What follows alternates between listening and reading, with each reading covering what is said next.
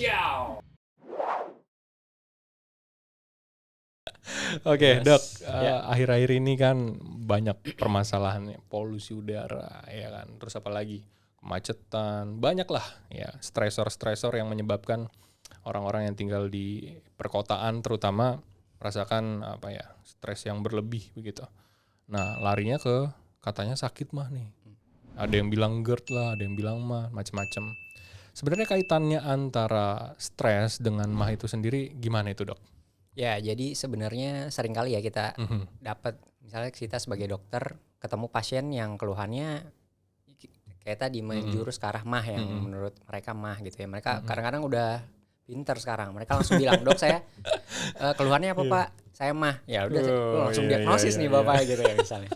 Enak banget kok jadi dokter kayak gitu ya. Langsung dikasih tahu enggak usah periksa. Ya. Makanya. Jadi mungkin zaman sekarang ya mungkin udah banyak informasi yang bisa diakses, jadi mereka udah tahu gejala kayak gini itu sakit apa sih gitu, misalnya mah gitu ya. Kalau terkait stres itu sangat berkaitan bisa dibilang, karena stres itu merupakan salah satu pencetus terjadinya yang orang bilang mah gitu ya, keluhan-keluhan mah itu bisa terjadi diakibatkan oleh pencetusnya stres salah satunya. Dan itu sering karena ya kita tahu sekarang kita hidup di zaman sekarang nih perkotaan, stresnya tinggi, masalah pekerjaan, lingkungan dan lain sebagainya gitu ya. Perkembangan zaman dan lain-lain. Jadi makin banyak nih orang yang datang dengan keluhan mah itu banyak sekali. Ya kalau kita misalnya kita perdalam lagi gejala-gejala apa atau apa namanya dari pasiennya gitu ya. Ya mereka sering bilang, "Iya Dok, saya lagi begadang nih paling enggak misalnya yang lagi usia sekolah, ya saya lagi tesis nih Dok, Skripsi begadang lah, terus, skripsi, ya itu mulai kambuh gini-gini." Jadi memang itu berkaitan, ada hubungannya, dan memang secara teori memang merupakan salah satu pencetus jadinya mah gitu ya. Nah, sampai si pasien bilang, "Saya nih mah nih." Emang gejala khusus si mah itu sendiri apa sih, Dok? Yang sering dikeluhkan biasanya mah itu kan gangguan di organik, kita bisa bilang lambung gitu ya, pencernaan bagian atas lambung terutama gitu ya. Masalah bisa berbagai hal, misalnya yang paling sering orang bilang asam lambung gitu ya. Jadi produksinya dia jadi tidak seperti senormalnya yang harusnya dia berfungsi gitu. Misalnya kadarnya mungkin terlalu banyak atau keluarnya bukan di saat yang tepat misalnya gitu ya. Jadi regulasi terhadap pengeluarannya itu juga bisa terganggu gitu ya. Kemudian apalagi ya gejalanya yang paling sering adalah nyeri ulu hati satu gitu. Jadi biasanya nyeri ulu hati perih kayak ditusuk-tusuk bisa. Berikutnya ada kembung, kayak bloated katanya. Aduh banyak gas nih Dok, bisa tahu gas dari mana? Nah, gas air mata. Habis demo kok saya kembung ya Dok, kemakan kayaknya. Gitu ya. Jadi kembung, nyeri ulu hati, bisa juga orang bilang nyeri rasa panas di dada, sensasi kayak heartburn orang bilang ya, heartburn. Itu nyeri di dada juga bisa, nggak mesti di ulu hati, bisa di area dada tengah itu bisa gitu, nyeri heartburn gitu, bisa kembung, mual, cepat kenyang itu juga bisa. Kalau itu Dok sendawa-sendawa gitu. Ya itu juga bisa karena kan dia banyak udara berarti ya, bloated gitu, jadi dia mengeluarkan gas. Oke, berarti kesimpulannya adalah mungkin pasien telah mengalami gejala-gejala tersebut, makanya dia bisa menyimpulkan bahwa ini mah begitu. Oke, nah dari dokter sendiri nih bilang ke pasien tuh gimana tipsnya untuk menjaga kesehatan lambung itu sendiri dari mah? Oke, jadi sebenarnya ini klise ya. Saya selalu bilang ke Dok, ini gimana saya sebaiknya? Ya Pak, ini saya klise, gampang aja diomongin ya, pola hidup sehat. Itu garis besarnya. Tapi kalau di breakdown pola hidup sehat tuh apa aja tuh macam-macam, dari mulai makan tuh juga dibagi lagi. Apa yang kita makan, waktu kita makan, sikap kita setelah makan bagaimana. Itu mesti gak cuman kita makan jam 7 sarapan, 12 siang, sorenya makan malam gitu. Tapi kalau yang kita makannya juga gak sesuai dengan yang baik lah gitu ya, yang sehat, ya tetap akan bermasalah gitu. Jadi ada poin-poinnya lagi.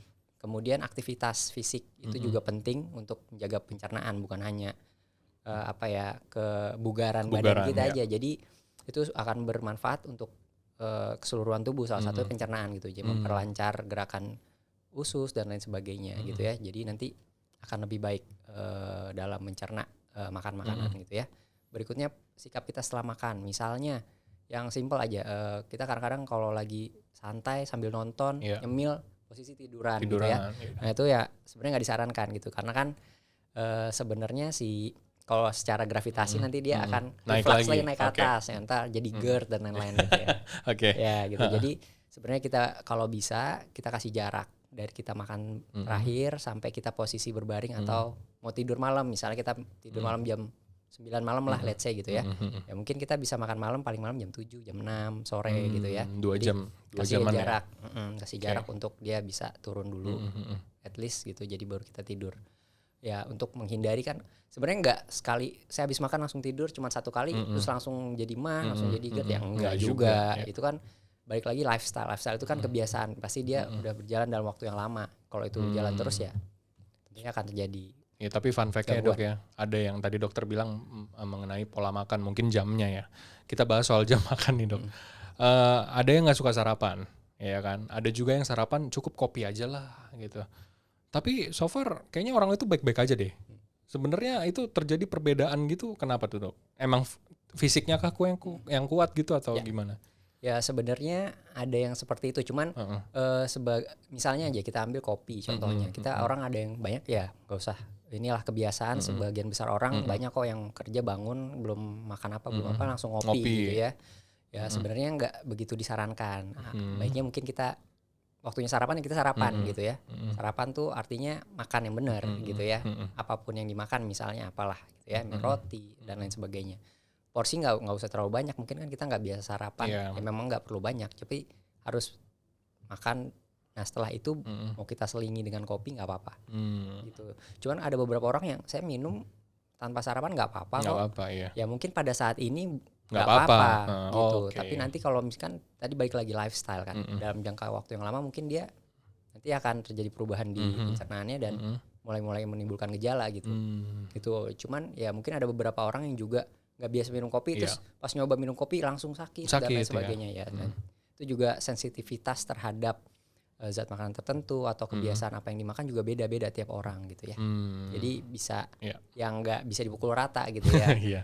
Berbeda ya. Apa-apa saya kenapa-napa gitu ya. Bisa aja. Itu dia, karena ya nggak bisa disamaratakan ya dok. Betul. Ya. Kemampuan tubuhnya juga berbeda gitu, karena lifestyle tadi. Oke dok, praktek setiap hari? Senin, Rabu, Jumat. Jam? 18 sampai 21. 18 sampai 21. Jadi yang sakit mah tuh. Piknik awalnya. Piknik ya, healing ya. Healing, tapi jangan hilang. Jangan hilang. Orang-orang di rumah yang stres jadi mah juga sih. Oke, jadi nggak boleh stres ya. Hidup ini kayak gini-gini lah. Ngomong gampang ya memang. Ngomong gampang memang, klise tadi dibilang ya. Cuma memang harus dilakukan ya. Betul. Lifestyle-nya diusahakan supaya selalu bahagia. Jangan sampai stresor itu bikin mah gitu ya. Oke dok. Gitu. Siap. Sip. Kita lanjut, jangan sampai mah. Jangan sampai mah. Oke, ciao. Sip.